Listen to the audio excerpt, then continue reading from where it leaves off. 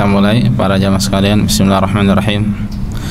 Alhamdulillahirabbil alamin wal aqibatu lil muttaqin wala udwana illa 'alal zalimin wassalatu wassalamu ala nabiyyina Muhammadin wa ala alihi wa sahbihi ajma'in wa ba'd.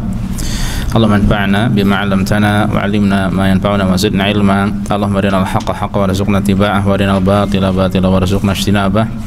Rabbi shrah li sadri wa yassir li amri wahlul 'uqdatam min lisani yafqahu qawli. Para jamaah sekalian, teman-teman Indonesia, azanillahu wa iyyakum. Bismillah, pada kesempatan kali ini kita akan menerjemahkan khutbah Jumat yang baru saja disampaikan oleh khatib, yaitu Syekh Abdul Wahid Al-Mazru' hafizahullah selaku mudir dari Islamic Center Dammam. Dan pada kesempatan kali ini beliau membawakan sebuah tema berkaitan dengan menjaga keagungan tauhid,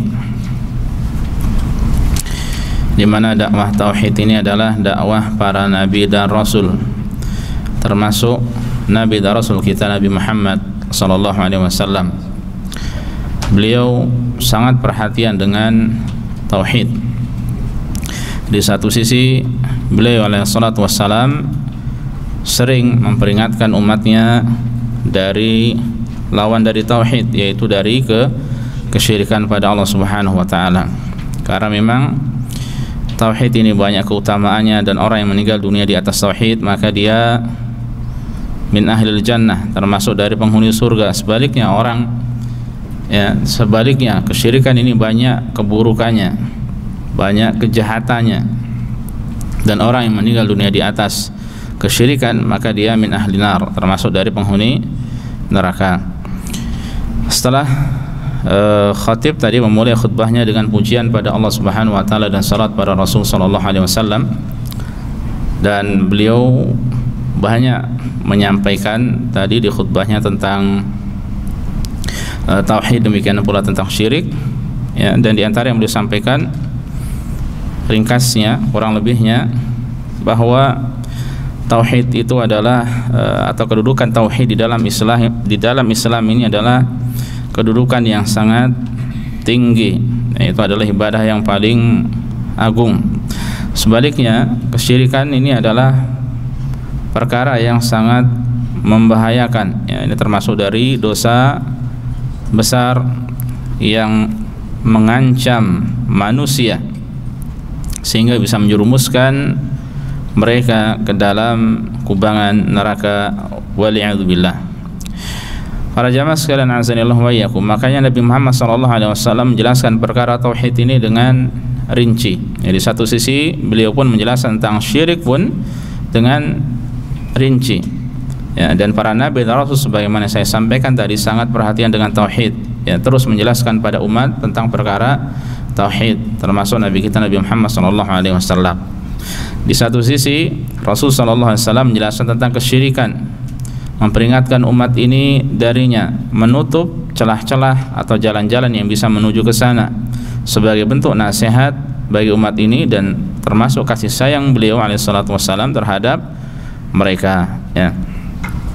Makanya kalau kita perhatikan dari banyak hadis-hadis Rasulullah SAW, dan itu banyak, ya, kita bisa perhatikan bagaimana Nabi SAW menjaga keagungan tauhid, ya. Di antara yang beliau atau khatib sampaikan, ya, tadi dapat kita ringkas, di antaranya bahwa Rasul SAW itu melarang umatnya dari berlebih-lebihan dalam beragama, ya.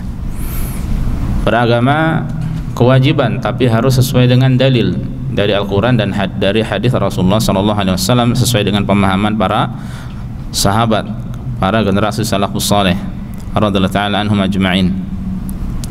Makanya Rasulullah SAW dalam masalah ini, ya, memperingatkan, hati-hatilah kalian dari melampaui batas, karena sesungguhnya yang telah membinasakan umat-umat sebelum kalian adalah karena mereka melampaui batas, ya, karena mereka melampaui batas, ya. Ketika umat melampaui batas terhadap para nabi dan rasulnya, termasuk ketika umat ini berlebih-lebihan terhadap Rasulullah SAW, maka itu bisa menjadi sebab kehancuran bagi mereka, Ya, makanya khatib menyinggung tadi, ya, sebagian dari kaum muslimin sampai menganggap seakan-akan Rasul itu sebagai Tuhan.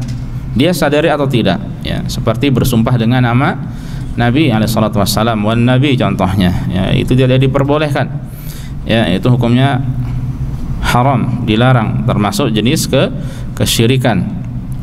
Ya, makanya Rasulullah SAW pernah menjelaskan, ya, bahwa beliau itu melarang memuji orang lain secara berlebihan, ya.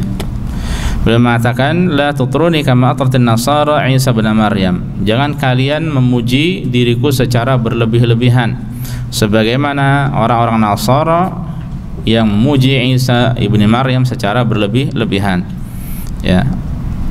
Orang-orang Nasara mereka sampai mempertuhankan Isa bin Maryam, dan itu sangat berlebih-lebihan, ya.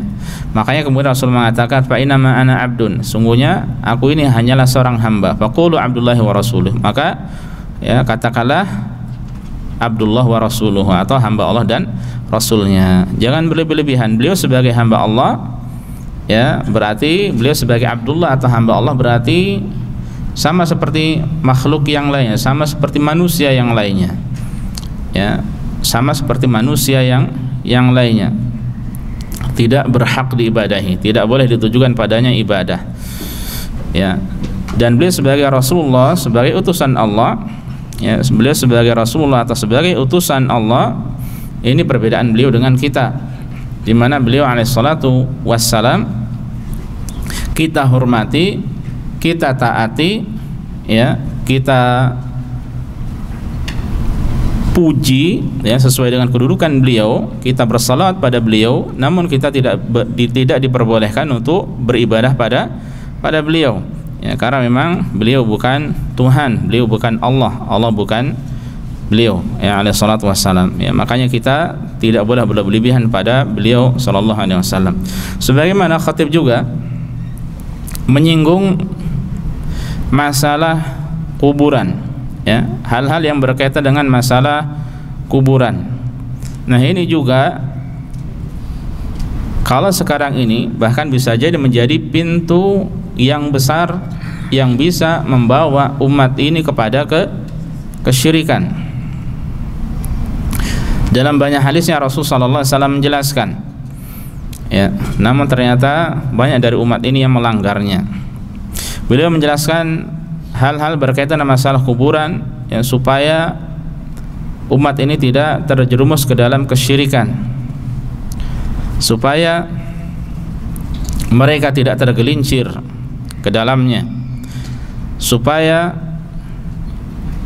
pintu menuju kesyirikan tertutup rapat, ya, agar mereka tidak terjerumus ke dalamnya. Di antaranya, kalau kita perhatikan awal-awal Islam dahulu, ya, di awal-awal Islam dahulu beliau itu melarang ziarah kubur, ya. Beliau mengatakan, kuntu nahitukum an ziyaratil quburi fazuruha fa innaha tudzakirukumul akhirah. Dahulu aku melarang kalian untuk ziarah kubur. Awalnya ziarah kubur tidak diperbolehkan, ya. Kemudian kata beliau, silakan sekarang kunjungilah atau ziarahlah kuburan, ya. Silahkan kalian melakukan ziarah kubur, karena ziarah kubur itu dapat mengingatkan akhirat, ya. Jadi tujuan dari ziarah kubur itu adalah untuk apa? Untuk mengingatkan orang yang ziarah tersebut terhadap perkara akhirat, ya. Bukan untuk berdoa kepada si mayit, bukan untuk beribadah kepada si mayit, bukan untuk berlebihan kepada si mayit, tapi agar orang yang hidup mendapatkan manfaat dan agar si mayit mendapatkan doa dari orang yang berziarah tersebut, ya. Dan untuk mendoakan si mayit tidak harus melalui ziarah kubur, kapanpun dimanapun seorang mendoakan, insya Allah Allah apa? Ijabahi, ya. Yang jelas Allah pasti mendengarnya, ya, dan semoga Allah mengijabahi, mengabulkannya. Nah, ini apa yang disampaikan oleh Rasulullah SAW, ya, berkaitan dengan masalah ini.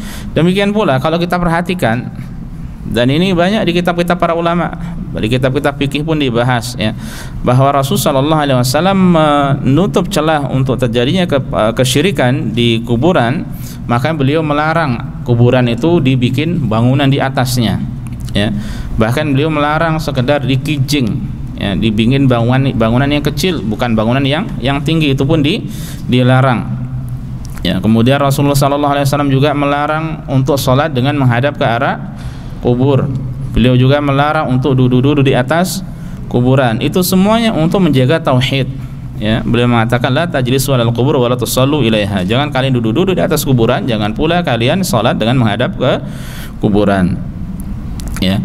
Nah, ini semua untuk menjaga tauhid, menjaga akidah kaum muslimin, ya, umat ini, agar mereka senantiasa di atas tauhid pada Allah Subhanahu wa taala. Agar mereka semuanya bergantung pada Allah, ibadah mereka hanya ditujukan pada Allah, tidak kepada ahli kubur. Tidak meyakini, ya, sesuatu yang melanggar syariat terhadap ahli kubur, ya.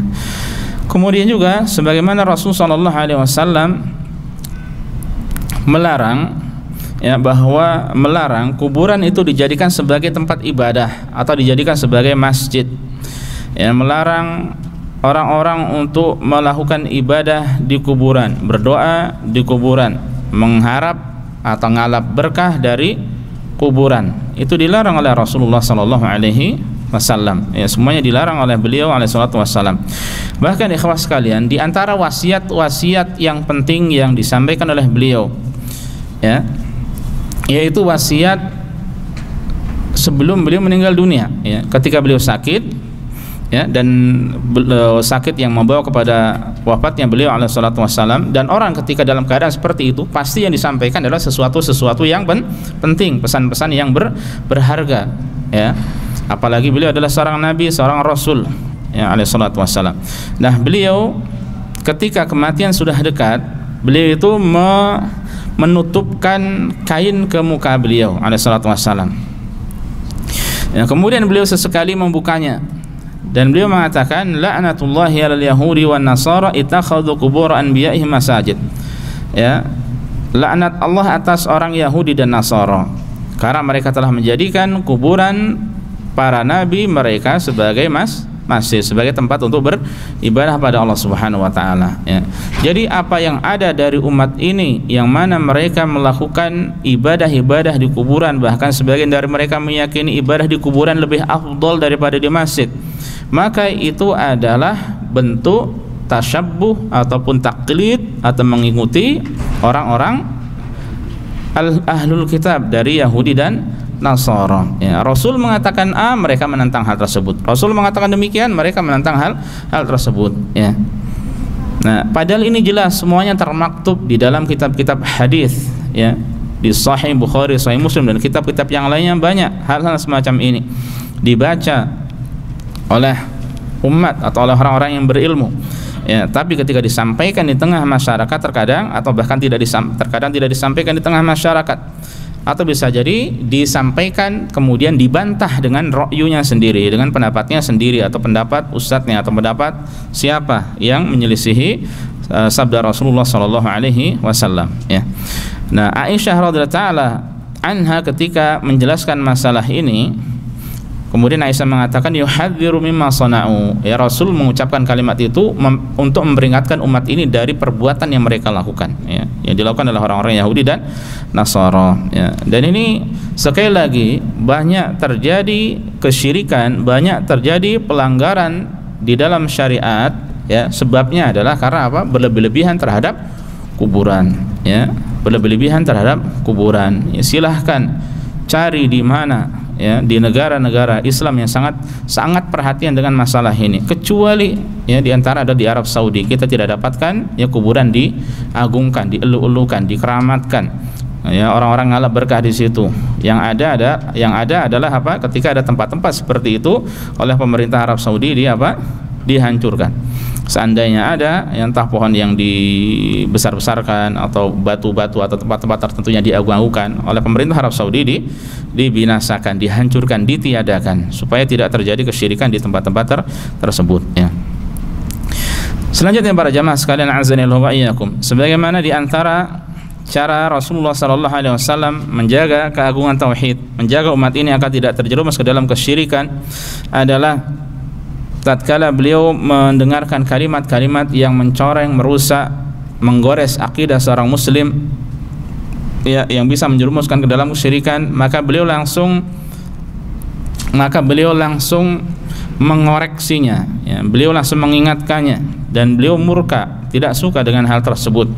Nah, ini Rasulullah SAW marah, murka karena sebab apa? Agama ya. Di antaranya ketika ada orang mengatakan masya Allah wa syi'ta, semua ini atas kehendak Allah dan kehendakmu, maka Rasulullah SAW marah dengan hal tersebut ya, karena tidak diperbolehkan ya.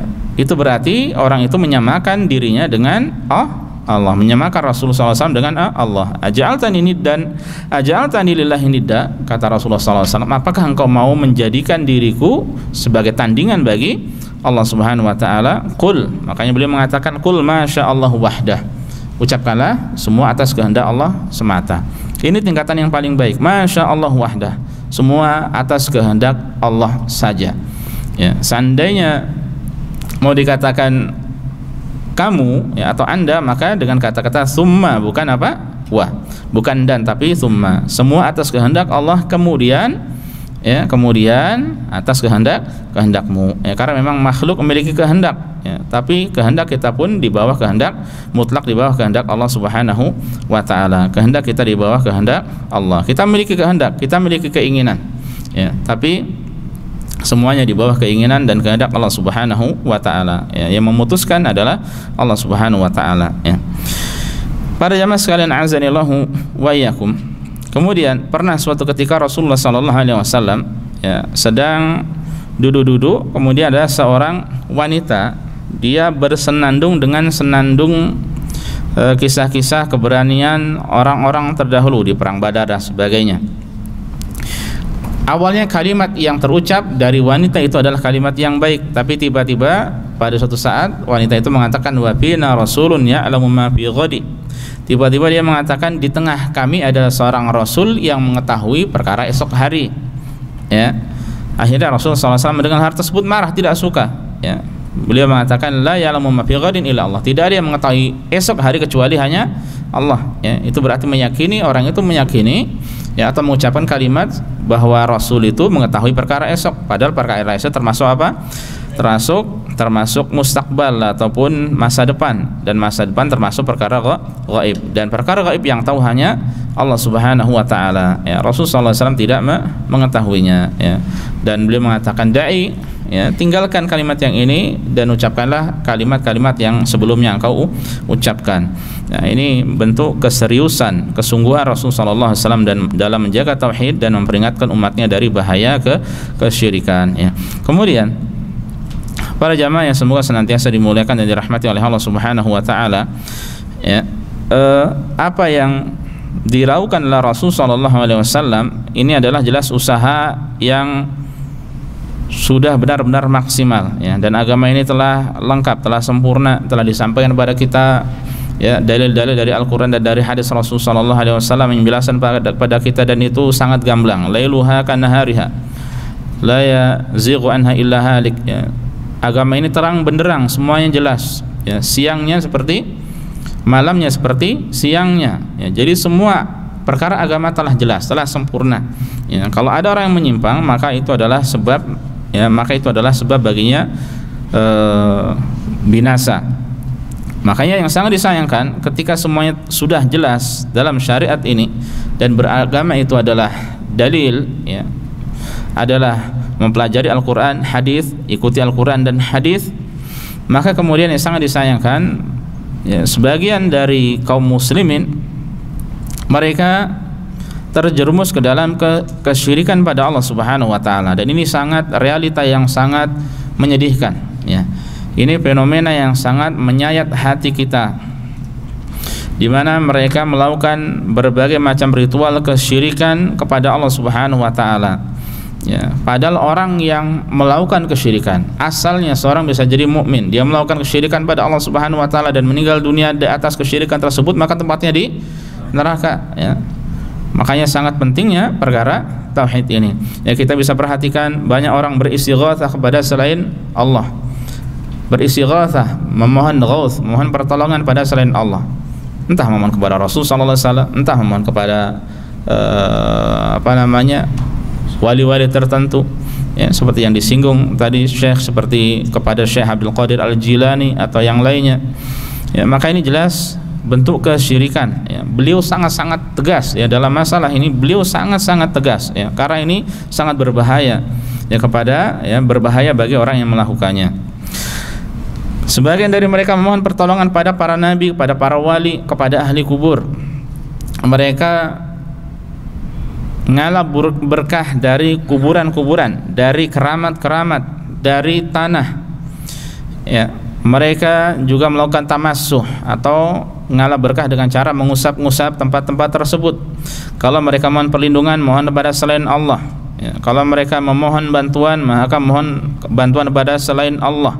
Bahkan di antara mereka yang mengatakan, aghithni ya Rasulullah, berilah kami pertolongan wahai Rasulullah. Sebagian dari mereka mengatakan, al-madad ya Rasulullah, berilah kami bantuan wahai Rasulullah, ya.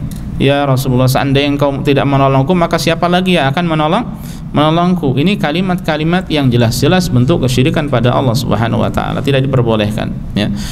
Padahal yang menolong kita hanyalah Allah, yang memberikan bantuan kepada kita hanyalah Allah Subhanahu wa taala. Ketika kita minta pertolongan, bantuan dan semacamnya, maka hanya pada Allah Subhanahu wa taala semata, ya. Sebagian mengatakan, seandainya engkau tidak memegang tanganku, maka siapa yang akan memegang tanganku? Ya, maksudnya menolongnya. Seandainya engkau tidak memberikan perlindungan padaku wahai Rasul, ya Rasulullah, maka siapa yang akan memberikan perlindungan padaku? Ya, sebagian juga sebagaimana sudah disinggung tadi, bersumpah dengan nama Nabi Muhammad SAW, wan Nabi, contohnya demi Nabi mereka katakan demikian. Kemudian juga ada yang bersumpah dengan wahayatik, ya, demi hidupmu, atau wahayati, demi hidupku, ya, atau dengan kalimat-kalimat yang lainnya. Padahal sumpah adalah ibadah dan hanya ditujukan pada Allah Subhanahu wa taala, ya. Dan intinya banyak dari kalimat-kalimat syirik yang dilontarkan oleh sebagian dari kaum muslimin, ya, dan mereka memandangnya bahwasanya hal itu bukan merupakan kesyirikan, ya, itu adalah ibadah. Ini yang sangat disayangkan. Sebagian sudah diingatkan, alhamdulillah ada yang terima, tapi sebagian ada yang tidak terima dengan hal tersebut, ya. Maka, ya, ini jelas kekeliruan yang nyata. Padahal kita semuanya tahu bahwasanya tidak ada yang memiliki sesuatu kecuali hanya Allah. Yang memiliki segalanya hanyalah Allah. Segala urusan itu Allah yang mengaturnya, ya. Rasulullah SAW itu adalah hamba biasa yang tidak berhak untuk diibadahi, tapi beliau seorang Rasul yang harus dihormati dan harus ditaati. Kita belajar tata cara ibadah pada Rasulullah, ya, kita belajar tata cara beribadah pada Allah Subhanahu wa taala melalui jalur Rasulullah sallallahu alaihi wasallam. Jadi beliau sebagai nabi yang ditaati, diikuti, ditiru, ya, dijadikan qudwah, dijadikan uswah hasanah, ya, tapi tidak diperbolehkan untuk diibadahi, ya. Meskipun itu ibadah yang ringan, ibadah yang apalah, ya, ibadah yang paling ringan mungkin, ya, tidak diperbolehkan. Ya, semua ibadah ditujukan pada Allah Subhanahu wa taala.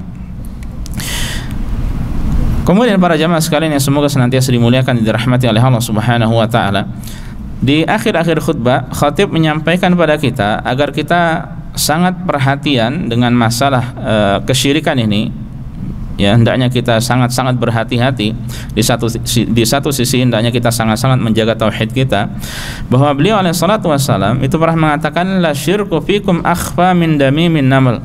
Sungguh kesyirikan di tengah kalian itu lebih samar, lebih terselubung dari suara berjalannya semut, suara merayapnya semut. Saya tanya sama antum pernah ada mendengar satu ekor semut berjalan kedengar suaranya?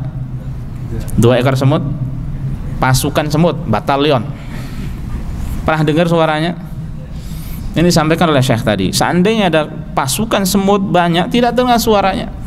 Ternyata kesyirikan itu keadaannya lebih apa? Lebih samar lagi, lebih terselubung lagi, lebih tersembunyi lagi, ya. Menunjukkan bahwasanya kesyirikan ini bukan perkara yang remeh. Bisa atau berpotensi dilakukan oleh orang yang belajar, apalagi orang yang tidak belajar sama sekali, ya. Makanya kemudian Rasulullah SAW, ya, mengatakan hal ini, ya. Kemudian para sahabat berkata, wahai Rasulullah, bukankah syirikan itu artinya yaitu menjadikan Allah selain Allah sebagai tandingan, ya.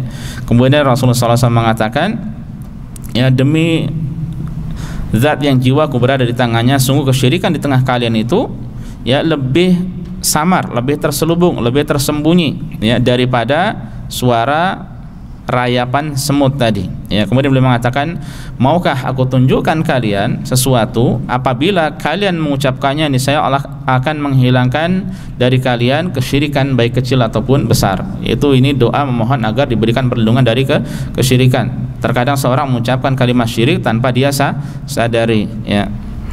Qalu, kemudian para sahabat mengatakan, bala, tentu saja wahai Rasulullah. Ya, Rasulullah mengatakan, qulu, ucapkanlah Allahumma, ini ada beberapa lafaz yang disampaikan oleh khatib. Allahumma inna na'udzubika an nusyrika bika wa nahnu na'lam wa na'udzubika mimma la na'lam. Ya Allah, Allahumma, ya Allah, inna, sungguhnya kami, na'udzubika, berlindung kepadamu, an nusyrika bika, dari berbuat kesyirikan padamu, wa nahnu na'lam, sementara kami tahu. Ya, kami berlindung kepadamu ya Allah dari berbuat syirik sementara kami sadar. Wa na'udzubika mimma la na'lam, wa na'udzubika, dan kami berlindung kepadamu mimma la na'lam, dari melakukan kesyirikan sementara kami tidak sadar. Ya, terkadang kita tanpa sadar melakukan kesyirikan, mengucapkan kesyirikan. Ya, betapa sering kita meninggalkan alhamdulillah, betapa sering kita meninggalkan semua karena Allah, yang sering kita ucapkan untung ada bulan, untung. Ya, padahal itu termasuk dari jenis kesyirikan ya kepada Allah Subhanahu wa taala. Ya, semuanya karena Allah. Alhamdulillah. Semua karena Allah ya. Semuanya karena Allah Subhanahu wa taala, bukan karena untung, bukan karena ada pasatpam, bukan karena ada polisi dan lain sebagainya. Nah, ini para jamaah sekalian azanillahu wa iyyakum, kurang lebih khutbah yang disampaikan oleh khatib pada kesempatan kali ini ya, di mana khutbah yang sangat penting untuk diulang dan terus diulang, dan pelajaran masalah ini pun sangat penting untuk terus diulang dan diulang karena berkaitan dengan masalah ibadah yang paling agung yaitu tauhid, dan berkaitan dengan masalah dosa yang paling besar, maksiat yang paling buruk yaitu kesyirikan pada Allah Subhanahu wa taala, dan keduanya itu adalah dua hal yang saling bertentangan ya. Makanya kita mohon pada Allah semoga Allah senantiasa menjaga akidah kita, tauhid kita, menjaga iman kita hingga wafat, dan semoga Allah Subhanahu wa taala menjauhkan diri kita dari kesyirikan dengan berbagai macam dan jenisnya ya. Ini wallahu taala alam wa sallallahu ala nabiyina Muhammad wa sallama tasliman katsira ya. Tayyib. Sambil menunggu teman-teman yang lainnya, kalau ada diskusi, ada pertanyaan, silahkan disampaikan.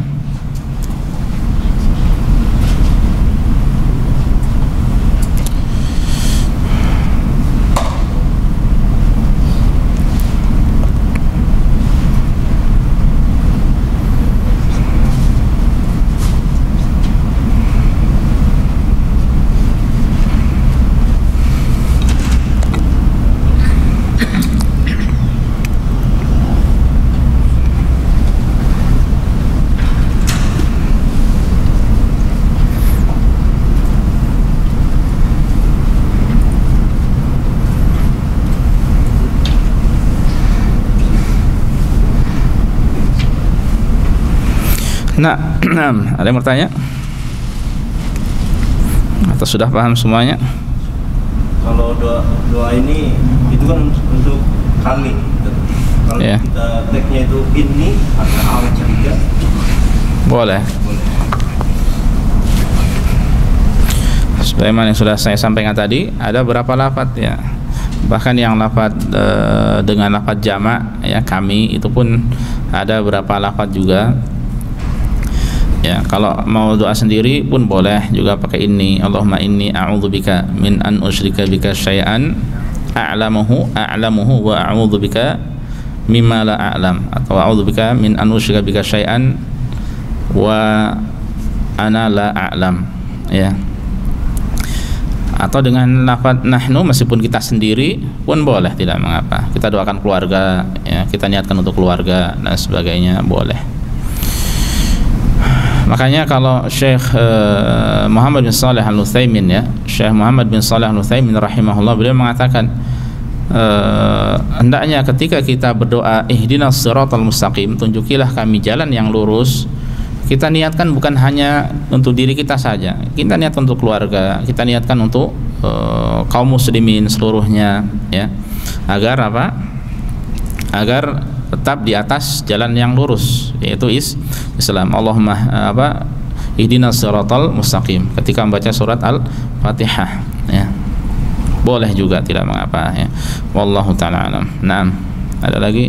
Silakan Pak. Fadhil. Silakan. Mau nanya masalah kubur, Ustaz. Pada umumnya kuburan di Indonesia terutama kan tadi mengenai bangunan, ya, dilarang mendirikan bangunan, tapi di Indonesia pada umumnya kuburan itu kan tanahnya selalu tinggi, yang bergunduk gitu, dan selalu diberikan batu nisan. Tadi pertanyaan mengenai itu, apakah itu masih dibolehkan untuk diberikan tanah tersebut, ya, dan juga bukan batu sebenarnya, lebih proper ke batu nisan dan ada tulisan Arab dan segala macam. Mau menanyakan aja apakah ada dalil atau sesuatu yang melarang untuk gundukan tersebut dan juga teks di sana. Baik. Yang ditanya pertama berkaitan dengan masalah tanahnya, bolehkah gundukan, ya. Kemudian yang kedua, bolehkah batu nisannya, gitu ya. Untuk gundukan, ya, yang diperbolehkan, ya, dijelaskan oleh para ulama adalah kurang lebih setinggi satu apa kita katakannya, satu jengkal, ya, untuk menunjukkan bahwasanya itu adalah pekuburan, ya. Ini adalah boleh. Adapun ya kurang lebih lah, ya, tidak mungkin harus pas, tidak perlu, tidak kurang atau tidak lebih, ya kurang lebih kita katakan kurang lebih satu jengkal, ya. Itu yang diperbolehkan. Asli tanahnya, ya, dengan tanah. Adapun selebihnya dengan bangunan yang kita kita sebut dengan apa?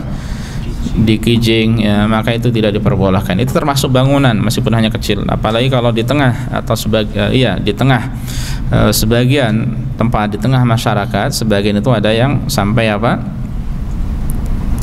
Sampai rumah, seperti rumah. Ya, bahkan saya pernah melihat sendiri, mungkin antum pun pernah melihat juga, bangunan itu zahirnya, luarnya itu masjid, tampak masjid, ketika kita buka semuanya isinya apa? Kuburan. Pernah lihat? Ya. Itu di Jakarta ada, ya, di beberapa tempat ada, ya. Jadi kalau kita tidak tahu, kita kira masjid, ternyata setelah dibuka itu adalah kuburan. Lebih tidak diperbolehkan lagi, ya. Dan ini menarik tadi sebenarnya, sempat disinggung oleh khatib berkaitan dengan masalah ini, karena umumnya orang itu dalihnya atau dalilnya adalah karena makam Rasulullah SAW itu berada di dalam masjid, gitu ya, sehingga mereka ikut-ikutan, ya. Padahal itu adalah kekeliruan yang tidak ada solusi kecuali ya sudah dibiarkan saja, ya. Asalnya kita tahu bahwa Rasulullah SAW itu tidak dimakamkan di dalam kuburan. Kalau sekarang menyengaja dimakamkan di dalam kuburan, jadi dari awal itu sudah dimakamkan di dalam kuburan. Kalau Rasulullah SAW kan awalnya tidak, beliau dimakamkan di kamarnya Aisyah atau di rumah beliau, dan tidaklah ada Nabi meninggal dunia kecuali dikuburkan di tempat dia meninggal dunia. Itu disampaikan oleh Rasulullah SAW, ya. Akhirnya di zaman siapa? Abdul Malik bin Marwan, ya, dimasukkanlah bangunannya ke dalam apa? Bagian dari masjid. Yang semakin kesini terjadi perluasan, tapi kemudian perluasan itu lebih mengarah ke arah belakang, tidak ke arah ke depan, ya. Dan dulu sempat saya sampaikan sama antum, sempat saya share juga kalau tidak salah di video, bagaimana makam Rasulullah SAW itu Allah jaga dari kesyirikan itu dengan berapa gedung yang berlapis-lapis.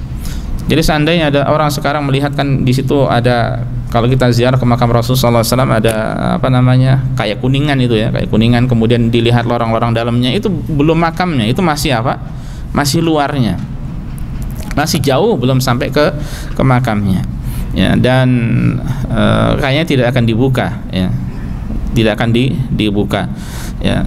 Nah ini bukan dalil,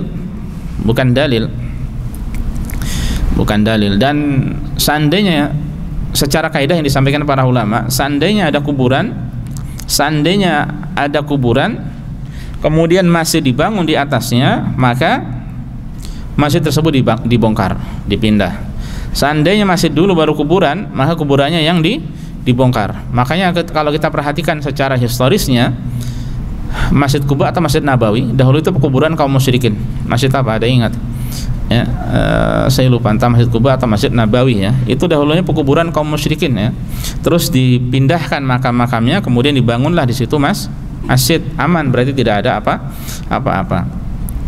Ya. Nah, yang menjadi masalah sekarang adalah orang menyengaja, dan beliau juga cerita tadi bagaimana saya pernah mengunjungi salah satu negara yang saya khawatirkan Indonesia, karena beliau pernah ke Indonesia juga, bahwa saya masuk ke dalam masjid setelah sholat, diajak oleh guide-nya.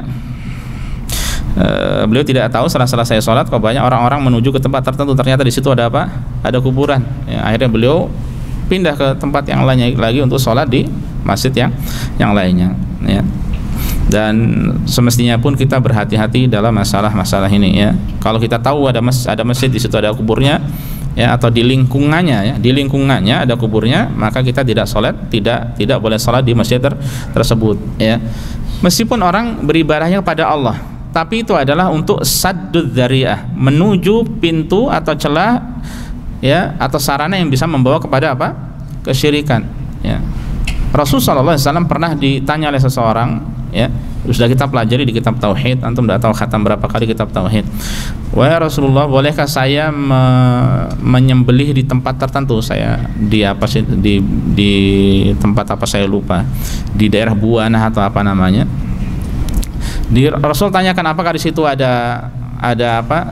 Di situ dahulu bekas tempat ada Tuhan selain Allah yang diibadahi, atau orang kaum musyrikin beribadah di situ? Tidak ya. Kalau seandainya ada, tidak diperbolehkan. Meskipun itu sekedar apa? Bekas ya, sekedar bekas. Karena orang itu bisa menjadi sarana untuk berlebihan terhadap apa? Terhadap orang tersebut ya. Terhadap entah itu kalau ada tempat tersebut, terhadap kuburan kalau ada, dan lain sebagainya. Ya, meskipun dia beribadahnya pada Allah Subhanahu wa taala. Lama-lama ketika ilmu hilang, bisa beribadah kepada selain Allah Subhanahu wa taala, dan itu menjadi masalah besar ya. Terlepas dari itu, jadi tidak ada dalil yang kuat yang menjelaskan bolehnya, ini sebagai tambahan faedah, bolehnya menguburkan orang atau jenazah di dalam masjid atau di lingkungan masjid ya. Kemudian tadi untuk masalah tanah ya, itu masih diperbolehkan untuk menunjukkan bahwasanya itu adalah kuburan ya. Adapun untuk masalah bagaimana dengan batu nisan dan atau semacamnya ya, biasanya dengan batu, biasanya dengan apa lagi? Kayu dan seterusnya, memang yang lebih aman ya, sekedar tanda bahwasanya itu adalah kuburan adalah cukup dengan batu ya. Cukup dengan batu tanpa diberi apa-apa. Ini yang lebih aman insyaallah taala, supaya tidak ada tidak terjadi ghulu juga di situ. Ya, karena terkadang nama-nama tertentu itu bisa menjadikan seseorang ghulu ya terhadap kuburan. Dan ini memang ada sebabnya, ketergantungan hati ke sana itu ada sebabnya. Karena memang sebagian orang atau mungkin sebagian dai yang menjelaskan sebagaimana saya sampaikan tadi ya, bahwa ibadah di kuburan itu lebih utama daripada di masjid ya. Jadi ketergantungan terhadap kuburan, apa-apa kuburan, ada keperluan kuburan, ada suatu hajat kuburan, ada anaknya mau kuliah kuburan, anaknya mau ujian kuburan, dia mau cari kerja kuburan, semuanya kepada kuburan. Ini ketergantungan yang keliru ya. Padahal bisa jadi dan terjadi banyak, termasuk beberapa pekan yang lalu atau beberapa hari yang lalu juga ada kuburan yang dibongkar di dalam masjid, ternyata isinya tidak ada apa-apa. Tidak tahu di daerah mana, Sulawesi, Kalimantan atau di mana ya, sempat viral beberapa pekan yang lalu, mungkin sekitar dua pekan yang lalu ya, itu viral. Dan akan banyak seperti itu ya, akan banyak seperti itu kalau seandainya dibongkar tidak ada apa-apa. Nah, itu bisa menjadi sarana kepada ghulu, ya, kepada berlebihan terhadap orang-orang tertentu, ya. Berbeda kalau sudah sekedar tanda itu kuburan, ya sudah, ya. Dan orang sebenarnya paham bahwasanya kalau kuburan bukan tempat ibadah, ya. Dalil dari Rasul SAW itu banyak. Yang menjadi masalah ketergantungan yang memang diarahkan oleh orang-orang tertentu yang tidak bertanggung jawab bahwasanya ibadah di kuburan itu adalah demikian, ya. Dan kalau kita perhatikan ibadah-ibadah seperti ini mirip seperti ibadahnya orang-orang Syiah, ya, atau orang-orang sufi tasawuf yang mereka terlalu berlebihan dengan kuburan, ya. Wallahu a'lam, ya. Jadi yang selamat adalah dihindarkan, ya, dihindarkan. Cukup batu atau apa, ya, tanda tertentu bahwasanya itu adalah kuburan. Kalau kita tidak bisa apa-apa, ya sudah, kita biarkan apa adanya. Bahkan sebagian dari kita terkadang tidak bisa apa-apa berkaitan masalah kijing untuk orang tua, ya. Kapan hari siapa yang cerita sama saya, pernah, ya, saya sampaikan pada keluarga, saya tidak setuju dengan hal ini, tapi keluarga semuanya sepakat. Akhirnya apa? Kuburannya tetap di kijing, ya, untuk orang tuanya. Ya, wallahu ta'ala alam. Jadi memang antara kita sudah tahu ilmu kemudian mengamalkannya terkadang tidak mudah untuk mengamalkan atau menerapkannya, ya. Taib, wallahu a'lam. Ada yang tanya lagi? Silakan, Pak. Apakah kata-kata kasar yang keluar dari mulut kita dalam keadaan sadar bisa menghapuskan keimanan kita kepada Allah? Misalnya kita sedang kerja kemudian mengalami kecelakaan saat tiba-tiba dan kita mengucapkan setan, kebo, atau yang lain-lainnya secara kasar, apa bisa menghapuskan keimanan kita kepada Allah? Allah musta'an. Padahal kita sadar tadi. Ya, beliau bertanya, apakah kata-kata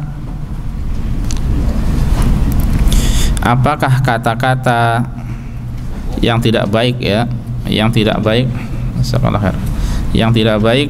yang keluar dari lisan kita sementara kita sadar itu bisa menghilangkan keimanan kita, ya. Ini memang masalah, Pak, ya.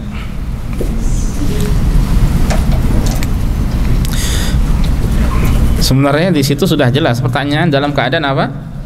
Sadar itu, Pak, yang parah itu, Pak. Parah, sadar itu, kalau sadar itu parah itu, Pak. Tingkatan tertinggi itu karena sadar, Pak. Kalau tanpa sadar ini masih mending.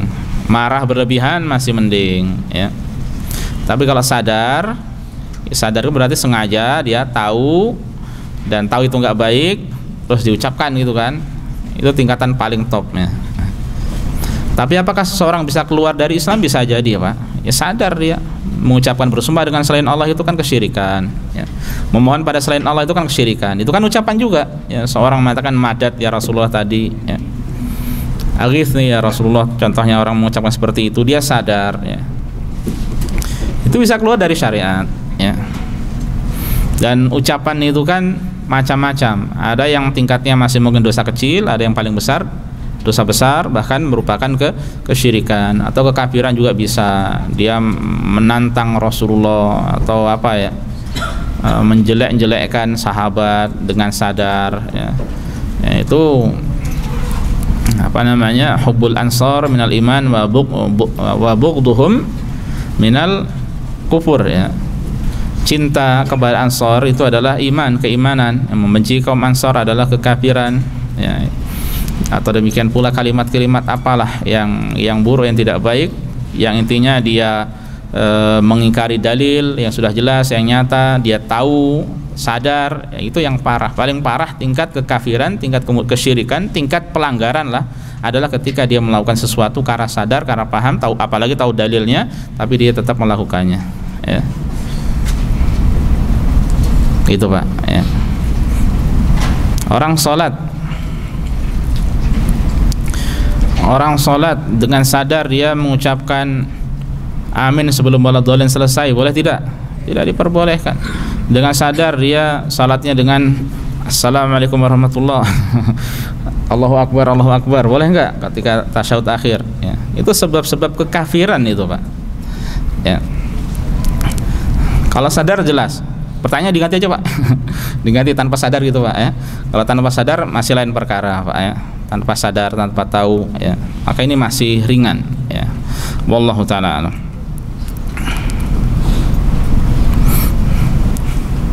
Ya, ada yang ditanyakan lagi? Satu lagi ya, silahkan Mas. Terkait dengan kuburan dulu kan kita karena belum tahu itu kan kami atau setelah tahu itu orang bongkar lagi di selain atau biarkan saja. Gimana ceritanya? Jadi sebelum mengaji kan kita nggak tahu jadi kan kuburan Indonesia dibangun yang keramik gitu, kuburan. Iya. Setelah tahu seperti ini apakah Taib. Paham. Kalau ada pertanyaan, kita kebiasaan di Indonesia itu adalah kuburan dibangun. Antum tahu kebiasaan kuburan dibangun dari siapa? Masyarakat kaum muslimin itu mengikuti siapa? Coba tanya sama antum. Atau dari agama mana yang biasa membangun kuburan dengan megah? Cina, ya, kuburan Cina itu terkenal. Yang kedua, ya, Ranasara. Yang ketiga, Cina, Tiongkok, apalagi Mas? PRC. Termasuk orang-orang kampung sebelah ini juga, orang-orang Katif ini, orang Syiah. Oh, mewah-mewah mereka, ya, mewah-mewah juga. Ada tulisan-tulisan, ada, ya, antum bisa lacak. Dekat dari sini mungkin 10 menit sampai antum kalau mau kuburannya. Ya enggak lah, 15-20 menit lah mungkin, ya. Di Sehat atau di Katifnya. Itu kebiasaan mereka. Itu kebiasaan mereka. Nah, masalahnya kaum muslimin Indonesia ini perlu dirunut. Antum nggak ada yang S2 agama ya? Bikin tesis coba, sejarah tinjauan tinjauan apa? Bangunan di kuburan secara historis. Ya, bangunan kuburan di Indonesia secara historis. Ya. Coba dilihat, dirunut terus, dicari dari masa ke masa kira-kira apa sebabnya dan pengaruhnya terhadap akidah umat contohnya. Nah, jadi itu jadi skripsi lah lumayan ya.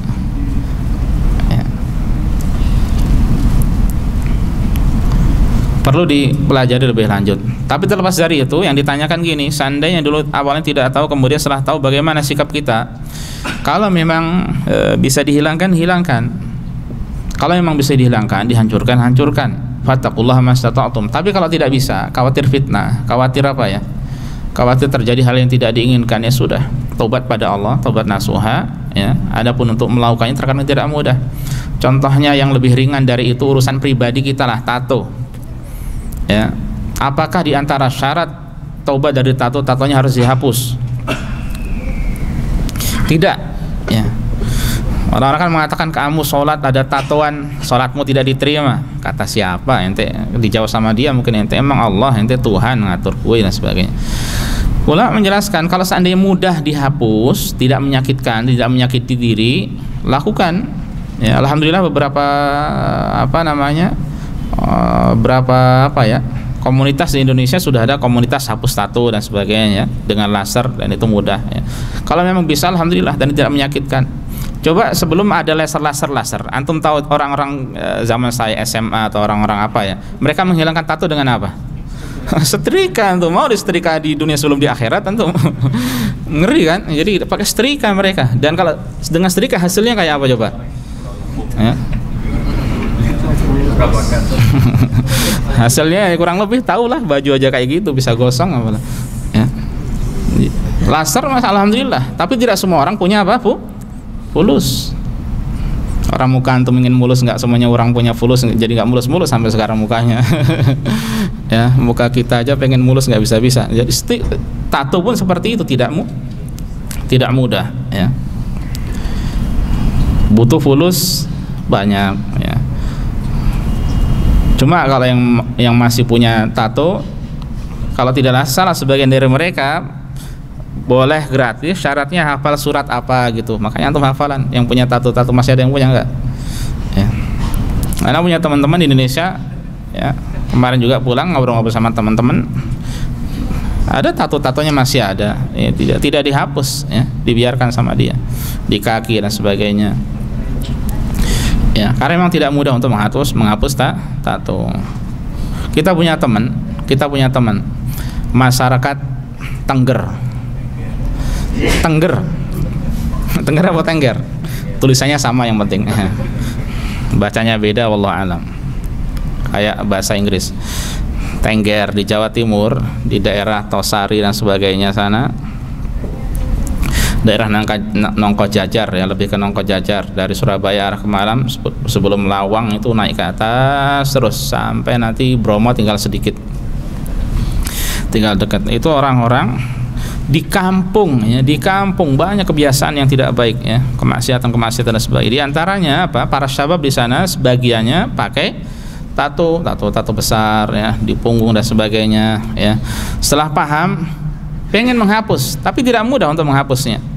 Ya, yang paling menyedihkan kata mereka itu ketika ditanya anak, dan dia pada saat itu anaknya punya anak perempuan, sekarang mungkin sudah kuliah, mungkin anaknya waktu itu masih kecil, sekitar 12, 13, 14 tahun yang lalu.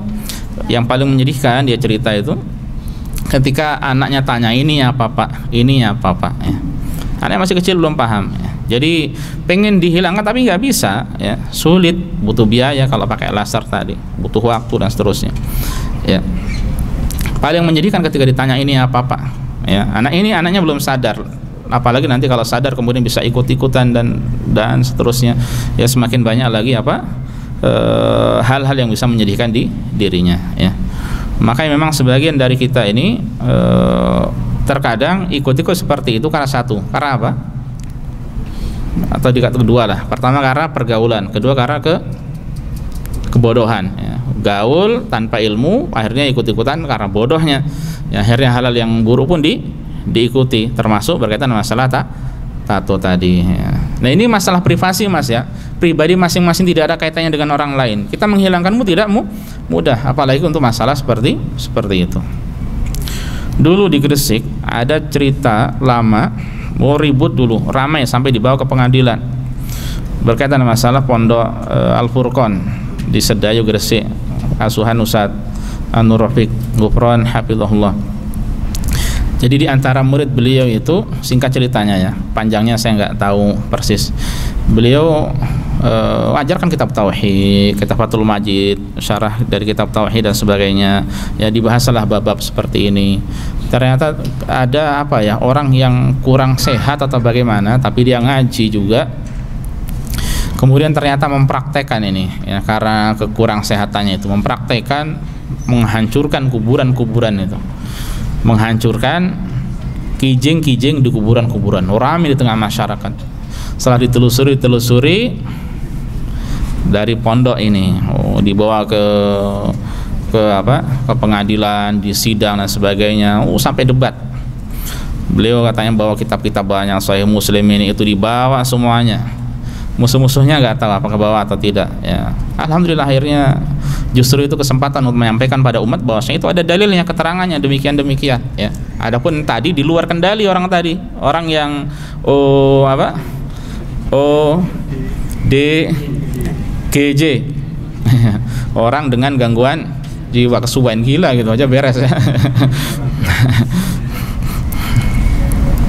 Nah, jadi terjadi seperti itu, ribut, tapi akhirnya alhamdulillah tidak terjadi apa-apa untuk beliau. Di satu sisi dakwah kepada umat bahwasanya memang hal semacam itu tidak diperbolehkan. Wallahu ta'ala alam. Cukup mas, ya. Kita lanjut saja dengan tema selanjutnya. Apa tema selanjutnya, ikhwah?